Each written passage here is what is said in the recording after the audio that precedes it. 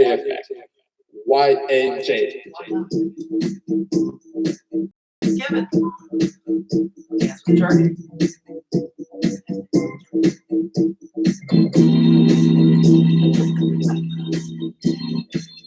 Oh, goodness gracious.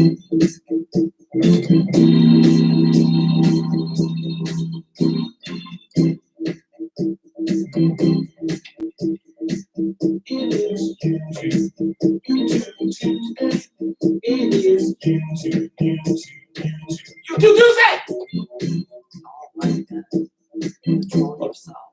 Welcome to YAJ. What's up, spiritual brothers and sisters?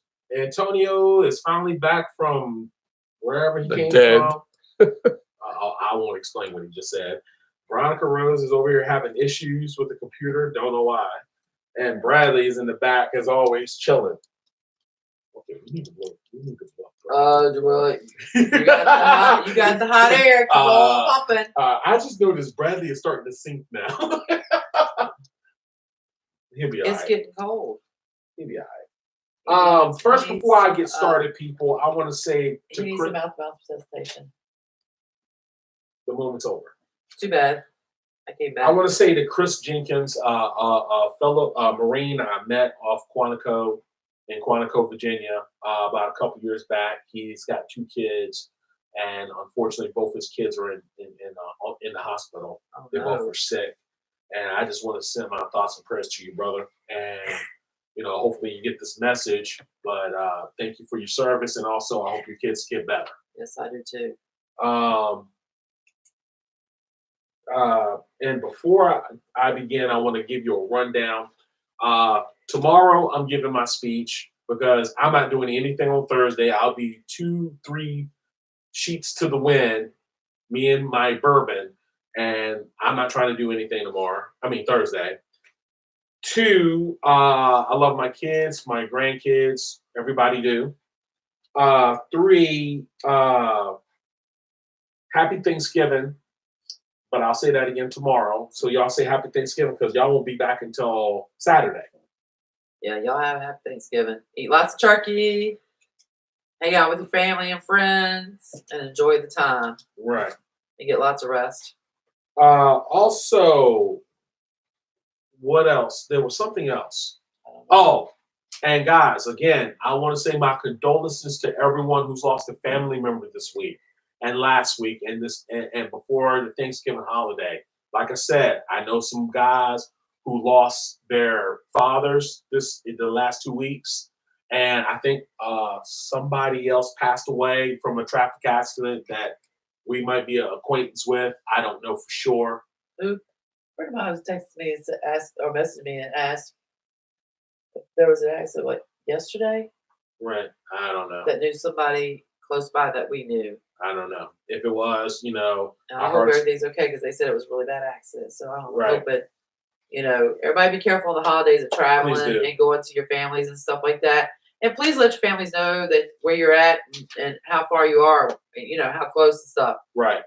Also, according to TV6, that whole incident that happened at Short Pump was a scam.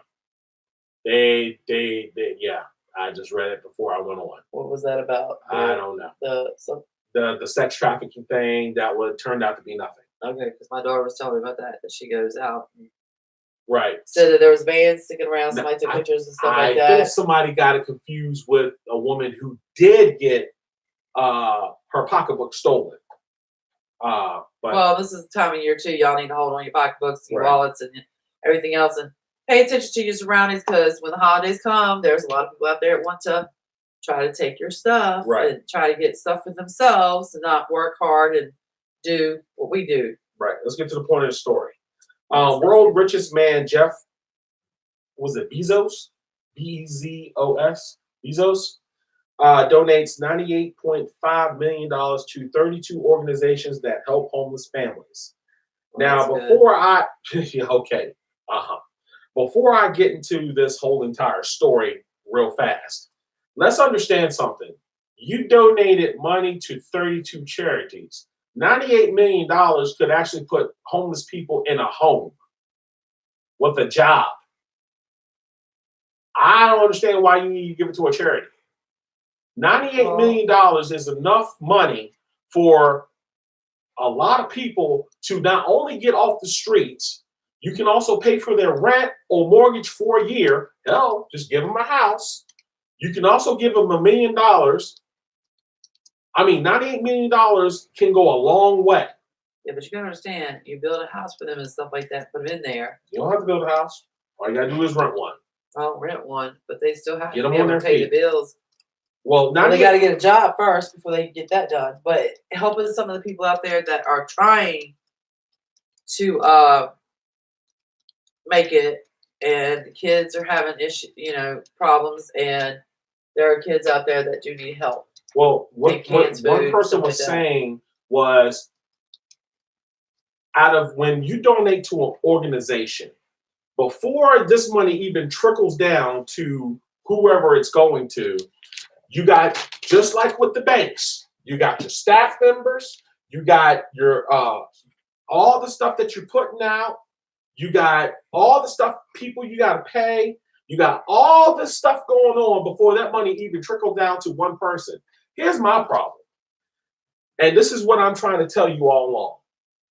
You have, at one time, the state of Virginia had called Daily Planet or something, where we had a place for all these people who used to walk around the streets of Richmond. They had somewhere to go. They shut that down.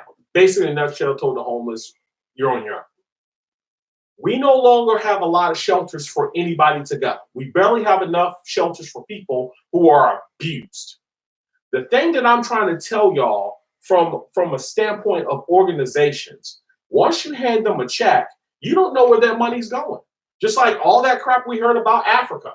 Oh, just a penny a day will save one African child. Okay, we've been given a penny a day for many years, and how's the African children still dying? That's just my thought. Cancer. You give all this money to cancer, and you're still for research. But cancer been around since the dawn of time also. Cancer. Fund this, fund that. But the only thing I see that money really goes towards is campaigns. I see the money goes directly to a campaign manager who actually puts all that smut on TV about, hey, vote for this person and vote for that person. I see that works very well. No. We've sent cans and goods and stuff like that to places that have had tornadoes and bad stuff, and that helps if people send money. Rock Rose, you send $98 million to 32 charities, which is a tax write-off. True. The problem that we're having is, if you send all that money to help the homeless and there are people still homeless, how are they getting the money? If they ain't got a checking account, how are they receiving anything? The soup kitchen is free, and it's from donated food. Well, that's true. What exactly are we doing? They spend the money and gave them the blankets and the pillows and stuff like that, and to pay for the food to give to them. Really? Because they get the Salvation Army and Goodwill is making a killing off of that. I don't know. I'm just saying. Gotta search it and find it out. Really? You got nothing to say about that?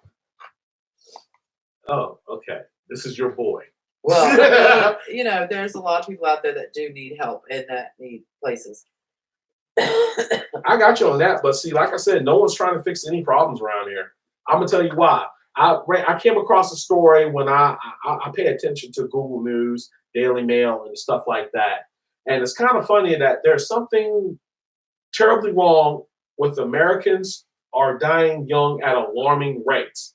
Have you all noticed? And that's why I'm giving my Thanksgiving speech tomorrow. Have you noticed the average age of these children is from the age of 18 to 25?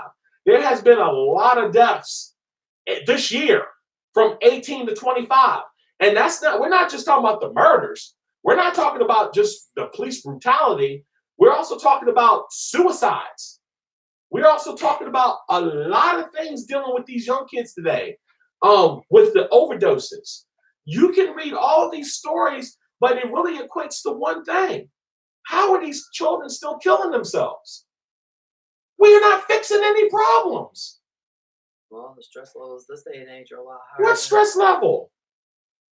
From when we were growing up to now, if you get rid of, and I hate to say this, but these electronics that these kids are on and stuff like that, they need to get outside and they need to go play. They need to get off of the electronics. They need to start socializing with people, not on electronics and stuff like that. They can't, because actually, I'll be honest with them. I mean, look, I can understand being on electronic. You learn new things in that. I got that.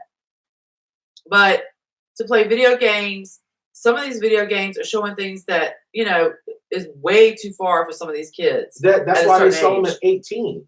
But there's some dumb parents who still buy that game for them. Yeah. There are some dumb parents who still buy that game for them, and then they want to cry, oh, I didn't know that game was violent. Yes, you did. You knew that game was violent. Look, okay. And that's just like being through their phones. You got to look through their phones to see what they're watching and what they're looking at. Because I got news for you. Do we not pass the phones to the kids? They're going to find it. Do we not pass these phones to the kids and tell them to fix our problem? They know how. There are children who'll sit there and look at your phone and go, bloop, bloop, bloop, bloop, done. Yeah, well, that's sad when you have to ask your child to fix your phone. Fix your computer. Which I can't complain because I can do a computer if you show me how, but, kids this day and age, I will admit, kids are smart when it comes to computers and they can show you just about anything. But there is a certain limit that you need to, get these kids to go outside instead of sitting on computers and games all day long. Go socialize with people. Okay. Have a socialization with other people. I got that too, but let me tell you something. If a daggone adult is not going to associate with you, but remember when you were driving and how we all used to look at each other at the stoplight. You can't get one person to even sit beside you now. They are this far apart.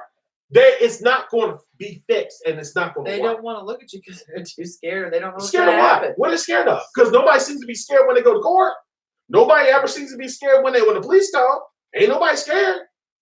I don't know what to tell you. I call them telephone tough guys. But what I'm trying to tell you is this. Look, y'all. In 2020, enough is with the excuses. And if you're going to keep on giving excuses for all your problems, this is why you're going to keep electing the same dumb people. Because at some point, you got to resolve the problem. You can't keep on electing an official that keep talking about bullying. Well, guess what? You ain't fixed it. You can't keep electing an official that keep crying about health care. Well, guess what? You ain't fixed it. You can't keep on having an official that keep crying about we're going to do abortion. For what? You ain't having no baby. How's it? When are you going to fix that? There are people every day who cry, who don't even have hot water in Richmond alone because of where they live. They're in Section 8. It doesn't matter. Yeah, but those that take care of Section 8 that are actually trying to help people out there, if you're going to make a Section 8, you need to keep it updated because there's a lot of places that are not updated and they're not taken care of. I guess the only thing I've seen so far this year alone in the last 5 years is that it ain't about the police brutality, but it seems like to me everybody seems to want to be in black person businesses. Everybody want to be called about a black person. But yet you can't see that your child who's 10 feet away from you, who's been shooting heroin or junk in their veins, you can't notice that, but you notice there's a black person standing on the corner minding his own business, and you want to call about that. And then when your child ODs, then you want to be crying the blues that, oh, you didn't know. Or somebody in the park and trying to cook out, and they say, you can't be here, you can't do this. You gotta have this. Everybody needs to know how to tell a black person what to do, but you can't sit there and do anything about their own Well, job. I'm not talking about a black person. I'm just telling you in general. No, I'm just saying. What gets me is you try to take care of something and you do something for the good of taking care of something. And somebody wants to make a phone call and sit here and say, oh, well, this person's doing this and that and the other. So now you got to change your whole outform of it. So I'm waiting for something to happen. We'll see what happens. I'm just saying, ain't nobody at a 12-year-old age should be an alcoholic. Oh, who called? I mean, who chimed in? Oh, we have Facebook. We got Tammy and Susie. And then on YouTube, we got J.R. Hampton. RJ, sorry. Oh, RJ, we found the place. And somebody said you need to shave, man. RJ. You wouldn't know who that was. We would found be. the place. Like I said, this Mortal Kombat tournament is going to go off. Oh, you found the place. We found the place. We just got to figure out how much it costs. Oh, that okay. Gotcha. But guys, play me out. What I'm trying to tell you is this: the rate of suicide should never be this high. It should never be this high. No child should be killing themselves because nobody can fix a problem. Here's the problem with this: you got to fix it. That's the problem. I'm not a psychiatrist, but I should know when you fix a problem. Jeffrey, Jeffrey Fuller. YAJ. What's up, y'all? Look, we out. But I'm just saying, if we ain't gonna fix the problems, I'm tired of talking about it. Really? I'm a Jehovah's Witness. No, you're not. Get over yourself. Allah Akbar.